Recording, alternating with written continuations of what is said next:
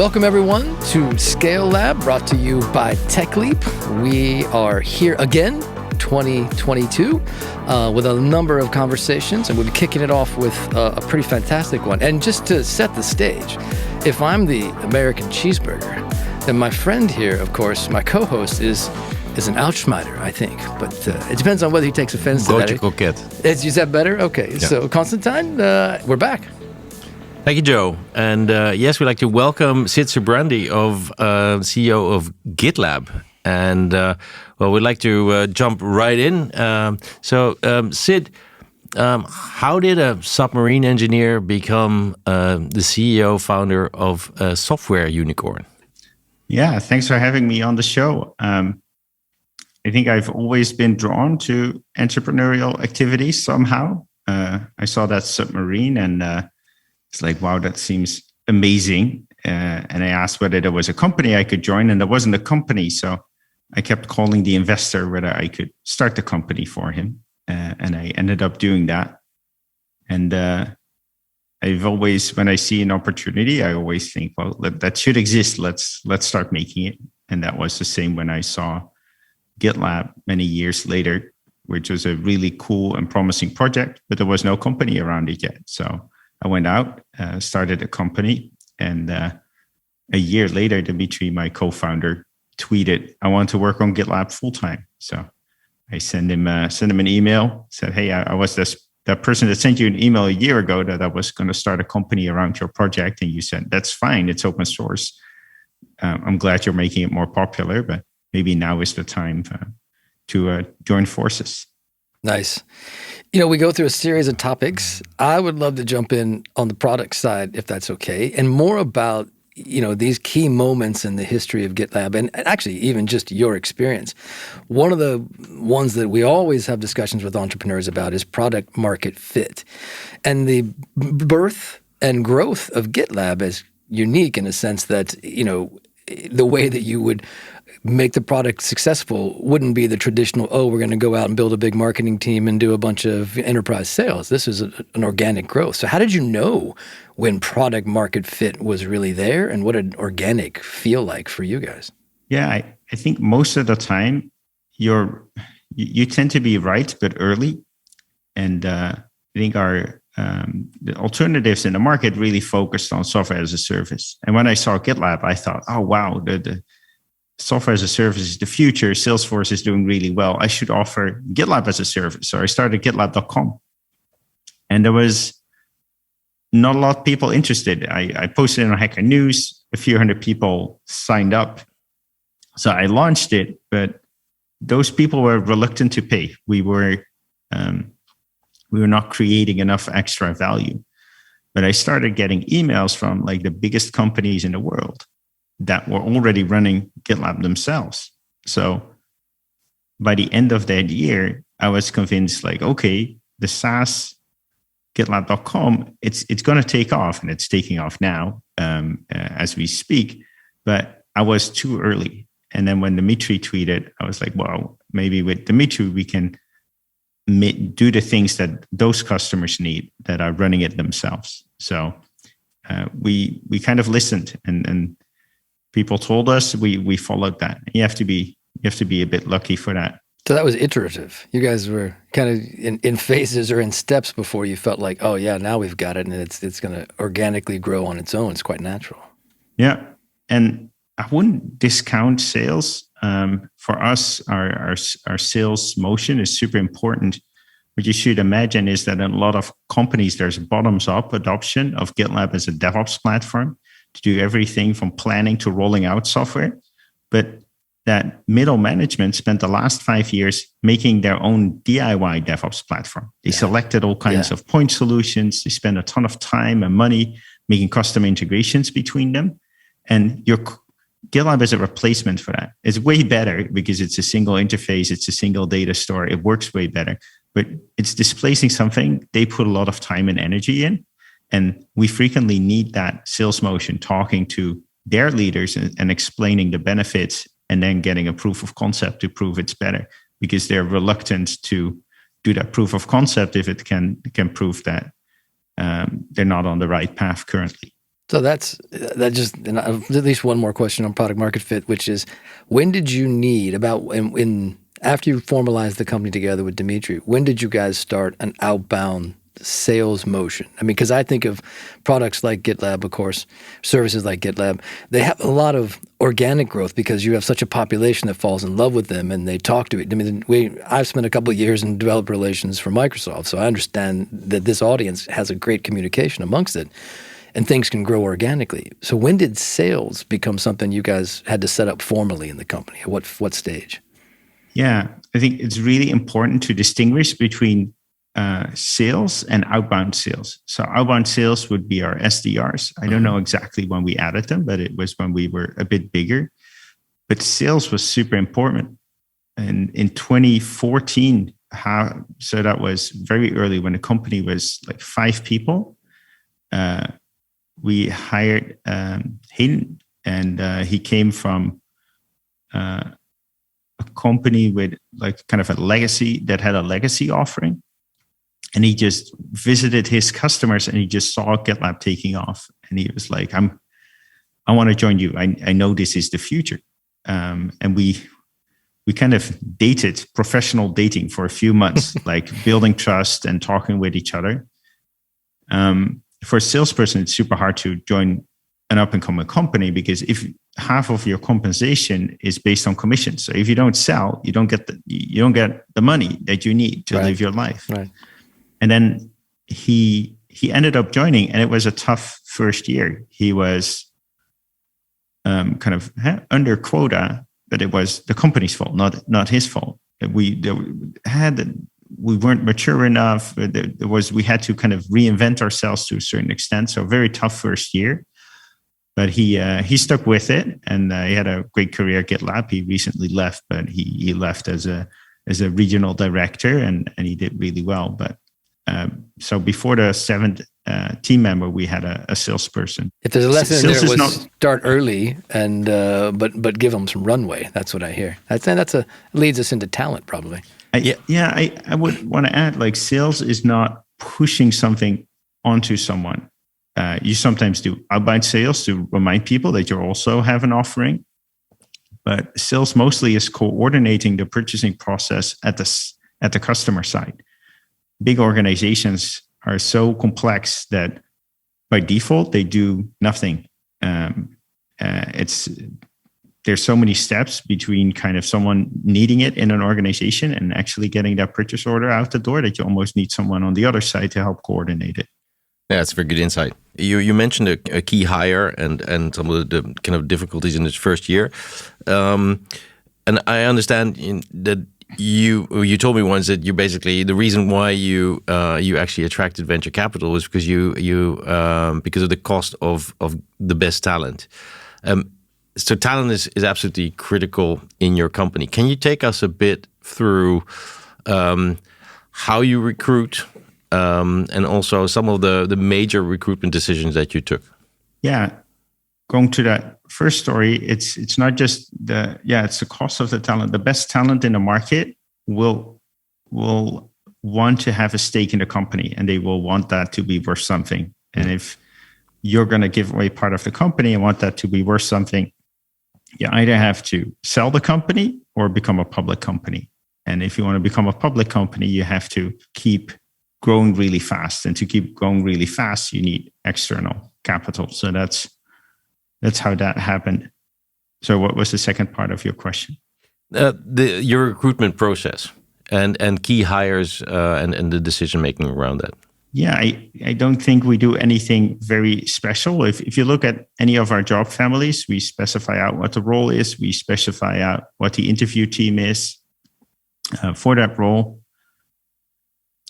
We expect our hiring managers to lead any recruitment process, assisted by our talent acquisition department. I think the talent market is changing in the sense that more and more roles are something you invite people to. I think fewer and fewer roles are filled by people coming inbound, and more you're reaching out to people who you think are good. I think that's also a great opportunity to increase the diversity within your company because you can select who you reach out to. And I think that the rise of remote works allows companies to be more differentiated. If you have to hire within like commuting distance from your office, in most cases, you cannot be very special because like you want to appeal to a big portion of those people. If people can work from you from tens and tens of countries, that doesn't hold anymore. You can appeal only to a very small portion of the world and still be an attractive employer. We really love our transparency and our iteration. Might not be for everyone. You can have a great company and be secretive and do big bang launches. Apple is the most valuable company in the world. Completely the opposite. It's not that we have better values. It's just that it differentiates us and people can opt into that. Yeah, I think when we were discussing this conversation, we were fascinated by your kind of the principle of transparency and the rigor in which you have introduced that to your company. Maybe I pass on to Joe because Joe was mouth-watering following that. This one was, I love it. Would like to work with more companies that do it. This ability for talent because you were free from location. That must have been a real advantage. It's a real advantage. And luckily for the world, other companies are catching up now and starting to be more open to hiring away from their offices or even closing their offices. So there's now more opportunity available. We used to be the only game in town. If you wanted to join a unicorn and you weren't, you were somewhere far off. Luckily now there's many companies. At the same time, a lot of people now got exposed to remote working due to the pandemic. And they got introduced not to remote working, but like working from home during a pandemic, which is way worse. We pay for offices if people want that. The enormous burden of childcare and things like that due to school closures and things like that's not normal. That doesn't belong to remote work. That's due to the pandemic. But even despite that, a lot of people say, well, this is how I see my future. And I want to work for a remote employer where I'm not a second tier team member. I want to be on the same level as everyone else. So I'm going to opt for an all remote company. And that's for us, that's an enduring hiring advantage.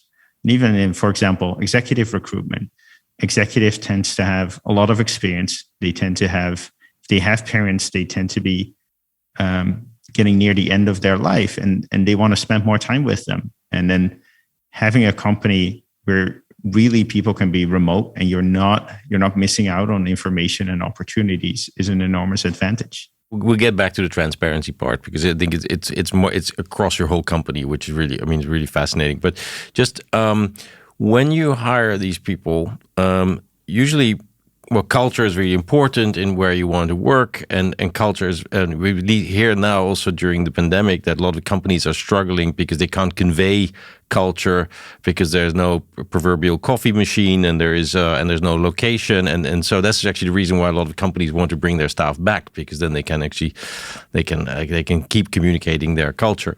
How do you do that, and how do you make sure that culture is lived without it becoming a kind of a burden where everybody has to repeat kind of the values of the company, and there are all kinds of rituals around that. So how do you do that? I think it's really, really important to define culture. And we define it as it's a combination of our values and the way we work. And the way we work is pretty straightforward. That's just written down like, hey, this is how we communicate, for example. The values are much tougher. And we found now 20 ways to reinforce our values. And they go from pretty trivial, like having Zoom backgrounds with our values in them, which I'm using right now, to super important ones, like who you hire, who you promote, who you reward. But we do it in 20 different ways. And our values are not just a bunch of words. It's a living document. I think there were more than 200 updates to our values last year. So it has examples. It has like, this is not part of the value. This is part of the values. I think another reason that people want to head back to the office because they're missing the informal communication. And companies now spend like 10% on their payroll on kind of facilities management and everything else, like their office and all the costs that come with it. they should spend a few percent of that budget, maybe half of it, on facilitating informal communication. And there's many ways to do it. If you Google GitLab informal communication, you'll find over 20 examples by now of how you can do that. But you have to spend time on that. Most companies have spent an enormous amount of time deciding when to go back to the office, but they spend almost no time on making sure that while they're not in the office yet, they're going to stimulate that informal communication. You can't have trust and connection if you only talk about work. Remote is super efficient. That Zoom meeting ends as soon as it's done, but you have to do all these other things. I have to do, for example, we do coffee chats where it's super normal to just book 25 minutes on someone's calendar, just have a chat. Yeah, because you have to be very deliberate, right? I mean, this is what you find in all of the online communication now. It's very deliberate. You have set your time, so you have to make informal stuff deliberate. And how do you ensure that it doesn't become a burden? That it becomes you have to be. You have to have informal time, and we have to book it in. And so requirements on like a informality? requirement, yes. I mean, like also with OKR planning, you would love it to be something that's really helpful and productive. Very often it becomes burdensome. It takes time. It's time consuming. And so how do you make sure that it's kind of integrated and really supportive? Yeah, so there's that kind of contrast. Formally organized informal communication. Yeah, and there's energy there for sure. I'll take the coffee chat example. We make people do 5 coffee chats when they join GitLab. Whether they want to or not, they cannot complete their onboarding without it. And that's to make sure that they're familiar with it, that we normalize it, that when they get an invite from someone else, they do it. After that, it's optional. There's people who, for whom the job is a job, that like they're super busy. They have young kids. They are at the busiest time of their life. They don't want to hang out 25 minutes to build trust or something like that. They opt out of that. And that is okay. The needs are very different between people just starting in their career later on, the role they have, the department they work, the personality they have.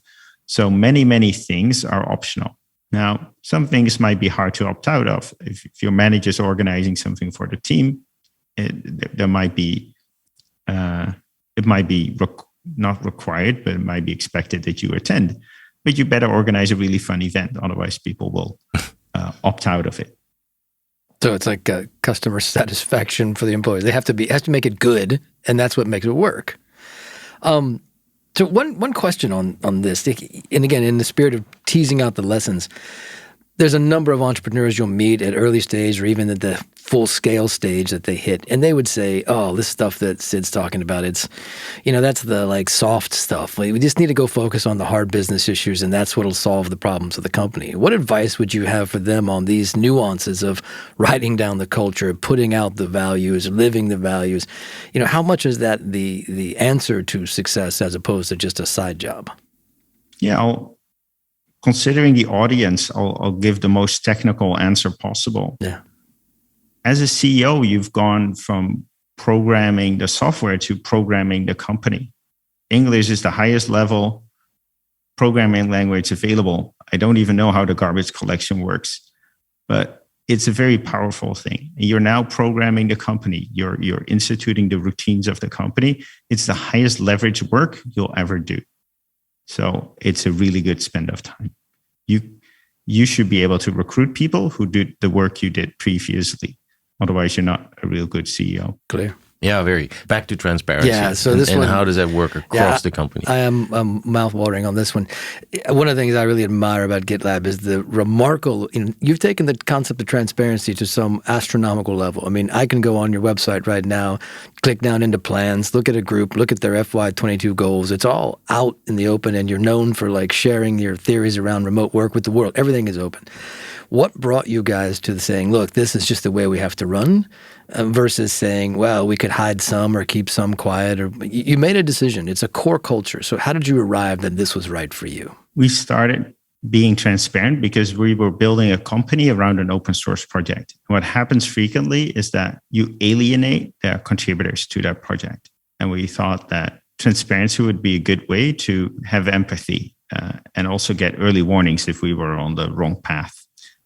Then it became a really powerful talent branding advantage. Yeah. People knew us because of the transparency, and they could opt into the company. You could look at stuff, and I'm sure there's people who look at what GitLab does and how we do it, and like, it's not for me, and they walk. But there's also a lot of people that say that is me, and they join. So like, it's always ridiculous when companies say, well, you should really, really embrace our strategy, but they only tell you the strategy after you made the decision to join the company. That's a good point.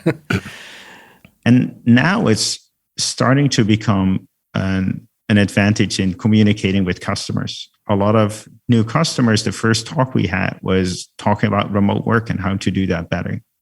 And it might be that transparency and iterations become values that customers come to us too for saying, hey, okay, how do we do more of that here? I feel like you can start any conversation on the second or third step for you guys. I mean, the customer conversation, the recruiting conversation. I mean, because so much information it's there. All they have to do is go look, and then they can sort of do their research. And when they come into engagement, like you said, the opportunity to help a company buy, they're much further down the understanding of each other path. That's just my view on how you guys are using it. Seems like a powerful tool. For sure. Many times it's like, well, I tried to look you people up yesterday and I spent the whole night. It felt like the first time I saw Wikipedia. So also important, like, it's not a requirement. Like, we're perfectly happy to start their conversation from the basics. Sure. Back to the submarine engineer. You worked for government. Now you kind of set up this business, with and then you decide to go to Y Combinator, to the US. I was just wondering, did you all along this process know that how big you were going to go? Was this your dream? How do you ensure that? I mean, your real first time entrepreneur or second time entrepreneur, but it's something as big as this you didn't do. How do you keep on track? Yeah, well, in the beginning I thought, well, this could be something. And I'm gonna invest. I'm okay with putting money in first and then seeing the return. I put in about $100,000, and for a while I even kind of worked full time myself as a consultant in a well-paying job, and to be able to afford for others to work on GitLab. Then, at a certain point, it had momentum, and I wanted to go to the US. I visited Silicon Valley a few times. The first time was actually a trip organized by the Dutch embassy, so for which I'm really grateful, and our consulate in San Francisco. And I wanted to go there, and I read TechCrunch, I read Hacker News. I thought, okay, I'll throw my hat in the ring, and told my wife, like, hey, I'm going to apply to Y Combinator if you don't mind, but it means that we'll have to go there for 3 months if we get in, but probably won't get in because it's hard to get in. And she's like, you'll get in, but I support you. I'll come with you. And when we did that, I said to my wife, like, stop me if I want to take external money, because it means the outcome is 10 times as big, but the failure mode is 10 times as likely. Failure is 10 times as likely. And but then we figured out to hire the best people, we had to like take external money and go for a really ambitious plan. And life is too short not to be working with the best people. So we ended up doing that. But when we joined Y Combinator, our plan was, I think, 50 people in 5 years. And I think it ended up being 500 people in 5 years in hindsight. And what helped you evolve along the way? I mean, Y Combinator probably opened your eyes to a higher ambition level. Of can you just take us through that path? And do you mean the company evolve, or do you mean Sid? Sid as a leader of the company. Well, Y Combinator was super helpful. One thing is they say, look, pick one metric, but make sure you're accountable for that metric every 2 weeks, and do whatever it takes to get there, or whatever it takes within ethical and legal constraints, of course. But that simplicity really helped. But what most helped were the other people in our batch, because they were you get a group of peers, and they were going much faster than us. So after the first 2 weeks, Dimitri and I were driving back, and he said, look, we got to up our game. Everyone else is so much faster. And then when you leave Y Combinator, they say something that's very true, but hard to appreciate. They say, look, if you keep going at this speed, you'll be a very successful company. And that's how it's trite, but it's true. But it's so easy to get distracted with conferences or fundraising or something else. But if you keep focusing on the core metric and keep increasing that, you'll get there. You have to be lucky with your product and your market and everything else. But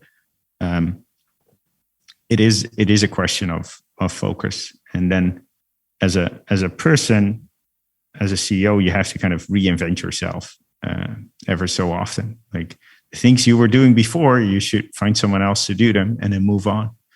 There will always be new things that need to be done. Now, spending time on a foundation for GitLab, like that's a new thing. So something that I was doing before has to go. So I have to put this in because this is a difference in mindset than what I run into quite often here in the Netherlands. So Sid, you must have gone through I mean, the Dutch are going to hate me for this one, but there's a mindset sometimes on like, don't stick your head up too high, don't be too ambitious. And then you go through this evolution of like, let's go build something that's world class and it affects the entire globe. So did you have to go through a thinking shift, like a mindset shift from how you grew up to where you are now, or was it natural? It wasn't natural. It's also, look, peer pressure kind of. When you joined Y Combinator, we were 113 companies. So they said the first day, there's 113 companies here. 3 of you will become billion-dollar companies. If we knew which 3, we'd have 3 companies here. But we don't. So we're going to help each and every one of you. But it's very clear, like, don't come here to waste our time. Like either you're going to be very, very ambitious, or you should leave the valley. And I had fun in the valley. I wanted to fit in. So you up your ambitions. And I've talked to, I think there's that mindset in the Netherlands that's there's amazing companies around like Atje and Molly and many others. But I've also met entrepreneurs who said, look, I've got a great life right now. I got a house in a beautiful town. I got a car. I got everything arranged. Why aim higher? And I can't fault them for that. Like, why take on all that risk when your life is not going to improve that much? And a lot of the reason why you do that is because the people around you expect that. Is that also why you stayed in San Francisco? I mean, you are a remote company, so you could have gone back. Were you afraid that you were drawn back into kind of this Dutch mentality of just stay low and do your thing, or? I sometimes, when I am back in the Netherlands 2 times a year, I get frustrated by the lack of ambition. Someone who spent a few years getting a new job, and the only step up is that the new job is closer to home.